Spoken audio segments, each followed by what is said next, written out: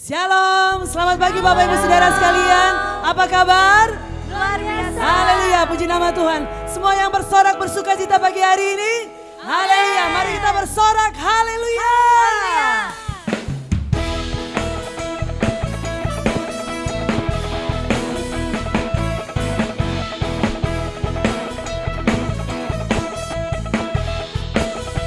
Sama-sama katakan, segala puji syukur hanya bagimu Tuhan, sebab Kau yang layak dipuja. Kami mau bersorak, tinggikan namamu. Haleluya. Segala puji syukur hanya bagimu Tuhan, sebab Kau yang layak dipuja.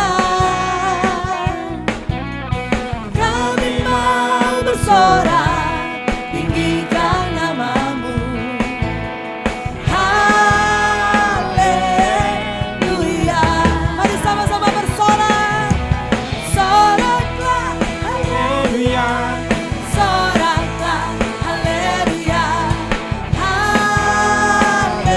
Haleluya. Soraklah, Haleluya. soraklah, haleluya. Haleluya. Amin. Segala puji syukur hanya bagimu Tuhan, sebab Kau yang layak dipuja. Kami mau bersorak, tinggikan namamu. Haleluya. Mari sama-sama katakan, segala puji syukur hanya bagimu Tuhan, sebab Kau yang layak dipuja. Kami mau bersorak, tinggikan namamu. Haleluya. Mari semua kita menari buat Tuhan. Soraklah, Haleluya. amin. Soraklah, haleluya. Mari jemaat yang di rumah sama-sama kita lambaikan tangan buat Tuhan. Mari menari buat Allah kita, katakan Haleluya. amin. Soraklah, haleluya. Haleluya. Mari katakan sorak haleluya sambil kita bertepuk tangan. Mari bersorak buat Tuhan. Mari yang di rumah kita bersorak buat Tuhan. Semangat memuliakan nama Tuhan. Haleluya. Sorak haleluya. Haleluya. Sekali lagi kita bertepuk tangan di atas kepala kita buat Tuhan. Katakan soraklah, amin. Soraklah, haleluya. Haleluya. Soraklah, haleluya. Soraklah, haleluya. Haleluya. Mari lebih lagi katakan soraklah, haleluya.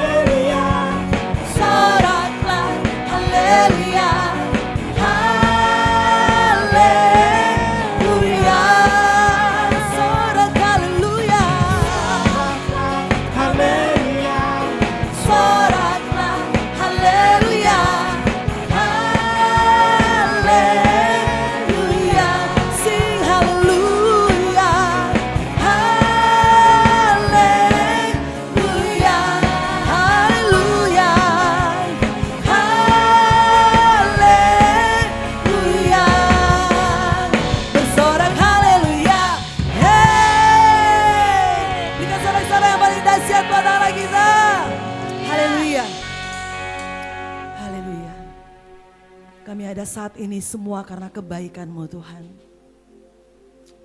Bapa, kami bersyukur. Kami bersyukur Tuhan Yesus. Kami punya Allah yang baik. Kami punya Allah yang sangat baik. Bahkan Engkau teramat baik dalam kehidupan kami Tuhan. Untuk itu kami mau menaikkan syukur kami kepadamu Tuhan. Terima kasih Tuhan.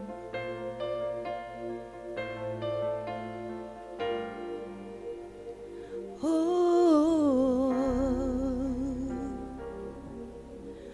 Bapa, Bapa, ku naikkan syukur padamu. Bapa, Bapa, ku sembah sujud kepadamu. Bapa, oh, kami bersyukur Tuhan, syukur padamu.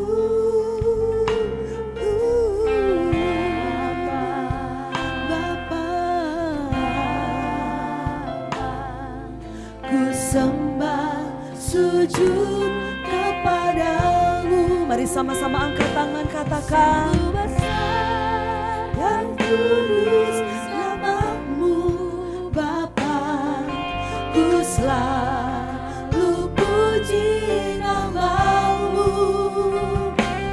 Besar setiamu, rahmat-Mu di dalam hidupku Bapa.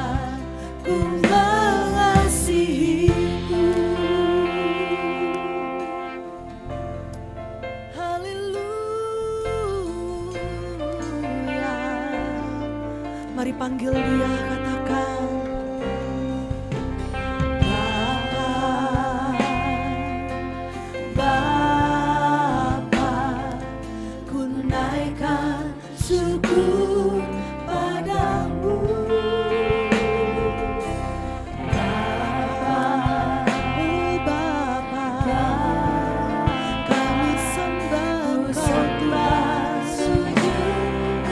Mari sama-sama angkat tanganmu, katakan sungguh besar dan kudus nama-Mu Bapa. Ku selalu puji nama-Mu.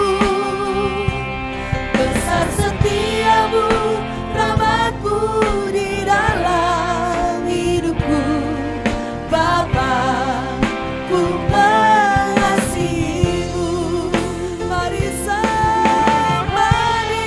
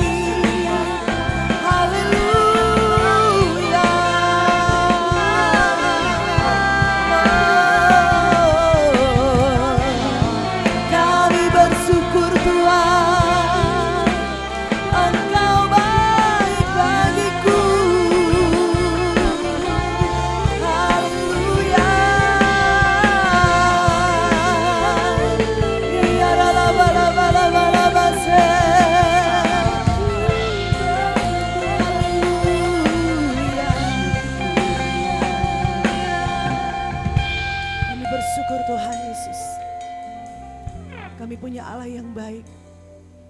Kami punya Allah yang mengasihi kami, Tuhan. Kami sangat bersyukur Bapa untuk kasih dan penyertaan-Mu, Tuhan. Kami masih ada hingga saat ini Bapa. Kami masih bisa bernafas semua karena kebaikan-Mu, Tuhan. Semua karena kemurahan-Mu Bapa. Dan kami percaya hidup kami ada di dalam tangan-Mu, Tuhan. Kami hanya perlu bersyukur dan percaya bahwa Tuhan selalu ada buat kami. Terima kasih Tuhan Yesus. Pagi hari ini Tuhan kami siap untuk mendengarkan firman-Mu. Kami percaya ada kekuatan yang Tuhan berikan buat kami semua lewat firman-Mu Tuhan. Urapi hamba-Mu Bapa dengan kuasa Roh Kudus-Mu. Terima kasih Tuhan Yesus. Kami sambut firman Tuhan dengan mengucap syukur dalam nama Tuhan Yesus. Semua kita ini berkati Tuhan. Mari sama-sama katakan amin. Puji Tuhan, shalom saudara. Saya ucapkan selamat pagi, selamat kembali kita bisa datang bersama-sama di tempat ini, memuliakan dan membesarkan nama Tuhan. Saudara yang terkasih, pada pagi hari ini saya akan membawakan firman Tuhan dengan judul Jangan Takut, Tuhan Beserta Kita. Saya berharap sesudah ibadah di tempat ini tidak ada satupun pribadi-pribadi yang diliputi dengan ketakutan. Tidak ada satupun jemaat yang diliputi dengan kekhawatiran, karena Tuhan beserta dengan kita. Saudara-saudara yang terkasih, mari kita buka satu ayat di dalam Ibrani pasal yang ke-13, ayat yang ke-5b. Ibrani pasal 13 ayat yang ke-5b. Saya bacakan. Aku sekali-kali tidak akan membiarkan engkau, dan aku sekali-kali tidak akan meninggalkan engkau. Saudara-saudara yang terkasih, kita patut bersyukur karena kita memiliki Tuhan yang tidak pernah meninggalkan kehidupan kita. Kita patut bersyukur karena Tuhan yang kita sembah, Tuhan yang kita agung-agungkan adalah Tuhan yang senantiasa menyertai kehidupan kita. Dia selalu beserta kita. Oleh sebab itu kita memanggil Dia sebagai Jehovah Sama, Tuhan yang selalu hadir buat kehidupan kita. Saudara yang terkasih, di dalam Alkitab lebih dari 106 kali ungkapan Tuhan menyertai, Tuhan beserta kita ditulis. Dan ini berarti janji penyertaan Tuhan itu ya dan amin. Selalu kita rasakan, selalu ada di dalam kehidupan kita, dan selalu bisa kita nikmati di dalam kehidupan ini. Namun saudara-saudara yang terkasih, ada beberapa hal yang perlu kita pahami, ada beberapa hal yang perlu kita mengerti tentang penyertaan Tuhan. Hal ini perlu kita ketahui supaya kita tidak salah mengerti dan kita semakin setia di dalam mengiring Tuhan. Yang pertama, saudara-saudara, penyertaan Tuhan tidak membuat segalanya menjadi mudah, tetapi membuat segalanya menjadi indah. Sekali lagi saya katakan, penyertaan Tuhan tidak membuat segalanya menjadi mudah, tetapi membuat segalanya menjadi indah. Saudara, ketika kita melihat dalam kehidupan bangsa Israel, Tuhan menyertai bangsa Israel, tapi tidak berarti kemudian bangsa Israel bebas dari permasalahan. Tidak berarti ketika Tuhan menyertai bangsa Israel bebas dari setiap persoalan kehidupan. Mereka tetap mengalami ancaman demi ancaman. Mereka tetap mengalami peperangan demi peperangan di dalam kehidupan mereka. Bahkan ada berbagai macam hambatan demi hambatan terjadi di dalam kehidupan mereka, saudara. Bahkan sejak zaman Musa memimpin, segalanya tidak berjalan dengan mudah. Ada banyak hal yang mereka hadapi. Namun saudara-saudara yang terkasih, kita bisa melihat akhir dari perjuangan mereka adalah tanah perjanjian yang berlimpah susu dan madu. Demikian juga kehidupan kita sebagai orang Kristen, sebagai orang yang percaya kepada Tuhan. Tuhan tidak pernah berjanji membebaskan kita dari masalah, tapi Tuhan berjanji Dia akan memberikan kita kekuatan, Dia akan memberikan kita kemampuan sampai kita mendapatkan apa yang terbaik yang kita inginkan, yang kita rindukan di dalam kehidupan ini. Saudara yang terkasih, kemudian yang kedua, penyertaan Tuhan tidak menghilangkan masalah, tapi untuk mendidik dan mendewasakan kita. Selama kita hidup di dunia, masalah akan tetap ada. Terkadang bahkan Tuhan memakai masalah untuk mendidik dan mendewasakan kita, orang-orang Kristen. Juga untuk melatih kekuatan iman kita. Terkadang masalah juga Tuhan pakai untuk mengingatkan kita terhadap hal-hal yang salah yang telah kita lakukan. Masalah juga seringkali Tuhan pakai untuk menyadarkan kita supaya kita terus-menerus berharap kepada Tuhan. Dan ini berarti masalah bukan akhir dari segala kehidupan kita. Masalah bukan merupakan hambatan yang berarti di dalam kehidupan kita. Tetapi di dalam Tuhan, Tuhan dapat memakai masalah untuk menaikkan level kita ke level yang lebih tinggi. Oleh sebab itu kita harus bersyukur. Tetap setia kepada Tuhan. Karena di dalam Tuhan, masalah diubah menjadi berkat. Kemudian yang ketiga, saudara, penyertaan Tuhan berguna untuk memberikan kekuatan kepada kita. Sesungguhnya Tuhan tidak pernah meninggalkan kita. Dia selalu ada untuk memberi kekuatan kepada kita. Tuhan tidak pernah membiarkan kita sendirian. Kita bisa melihat bagaimana ketika Petrus beserta dengan murid-murid Tuhan yang lain menghadapi ombak yang menggoncang perahu kehidupan mereka. Apa yang terjadi, saudara? Tuhan ada menolong kehidupan mereka. Ketika terjadi kehabisan anggur dalam pesta pernikahan di Kana, Tuhan Yesus ada dan memberikan pertolongan.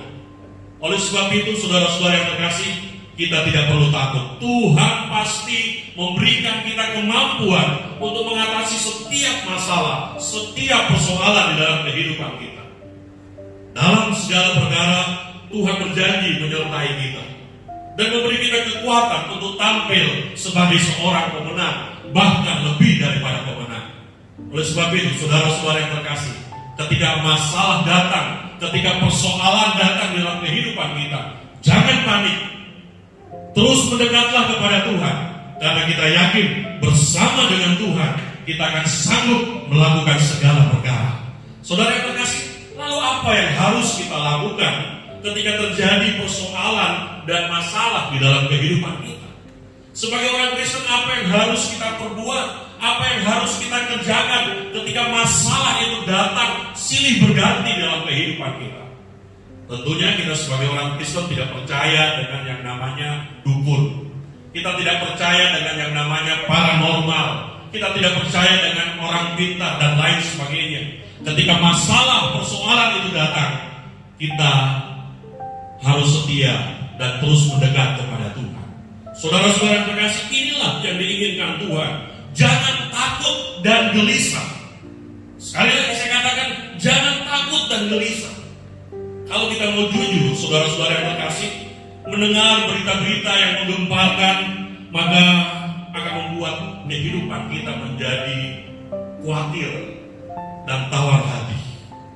Tetapi bagaimana firman Tuhan memberikan jawaban ketika kita menghadapi kekhawatiran, ketika kita menghadapi kepanikan?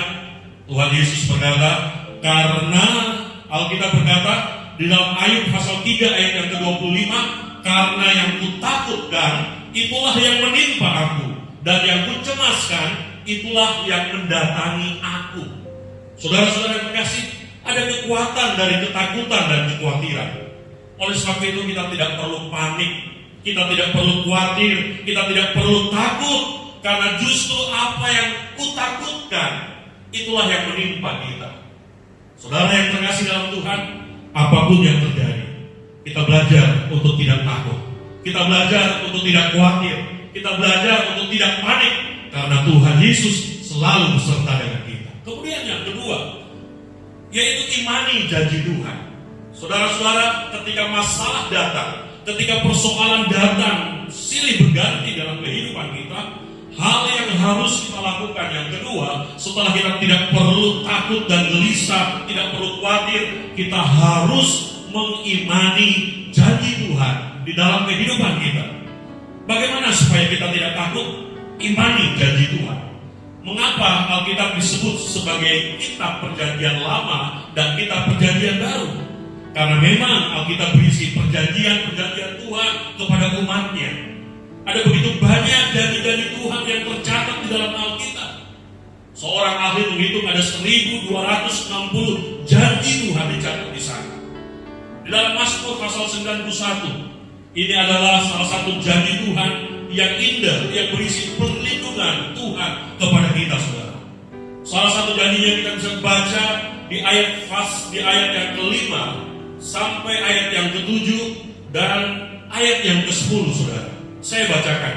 Engkau tak usah takut terhadap kedahsyatan malam, terhadap panah yang terbang di waktu siang, terhadap penyakit sampar yang berjalan di dalam gelap, terhadap penyakit menular yang mengamuk di waktu petang. Walau 1000 orang rebah di sisimu dan 10.000 di sebelah kananmu, tetapi itu tidak akan menimpamu. Malapetaka tidak akan menimpa kamu, dan tulah tidak akan mendekat kepada kemahmu. Saudara yang terkasih, mari kita yakini bahwa janji Tuhan yang tercatat di dalam Mazmur pasal 91 akan terjadi di dalam kehidupan kita. Tidak perlu takut terhadap bala sampah, tidak perlu takut terhadap penyakit menular, karena Tuhan akan memberikan kita pertolongan. Tuhan akan menghindarkan kita dari itu semua. Oleh sebab itu, semakin setia kepada Tuhan, semakin dekat kepada Tuhan, maka pertolongannya sempurna di dalam kehidupan kita. Kemudian yang ketiga, saudara, yang terakhir, apa yang harus kita lakukan ketika masalah datang silih berganti dalam kehidupan kita?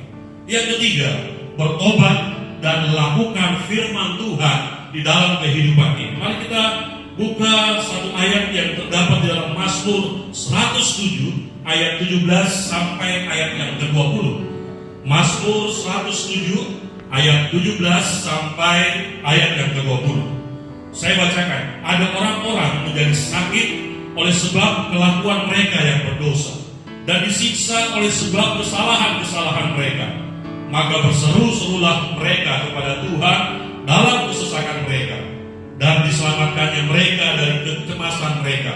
Disampaikannya firman-Nya dan disembuhkannya mereka, diluputkannya mereka dari liang kubur. Saudara yang terkasih, melalui ayat ini, mari kita koreksi diri dan bertobat.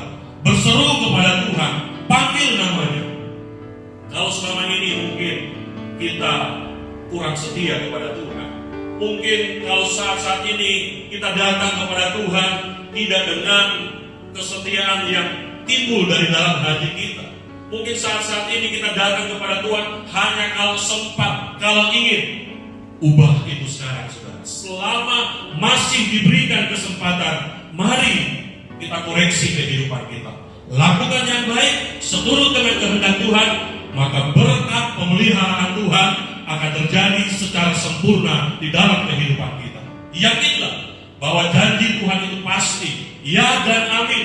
Andalkan Tuhan senantiasa, sebab orang yang mengandalkan Tuhan pasti diberkati oleh Tuhan. Pemazmur berkata, jika bukan Tuhan yang mengawal kota, sia-sialah pengawal berjaga-jaga. Saudara yang terkasih, satu-satunya pribadi yang memberikan perlindungan secara sempurna dalam kehidupan kita, yang memberikan kita rasa aman, rasa tenang, rasa damai, itu hanya di dalam Tuhan Yesus. Oleh sebab itu mari datanglah hanya kepada Tuhan Yesus, maka berkat perlindungan Tuhan akan terjadi di dalam kehidupan kita. Memang sekali lagi saya katakan, Tuhan tidak pernah berjanji perjalanan hidup kita terlepas dari masalah, terlepas dari tantangan, terlepas dari pergumulan. Tapi Tuhan berjanji akan senantiasa menyertai kehidupan kita.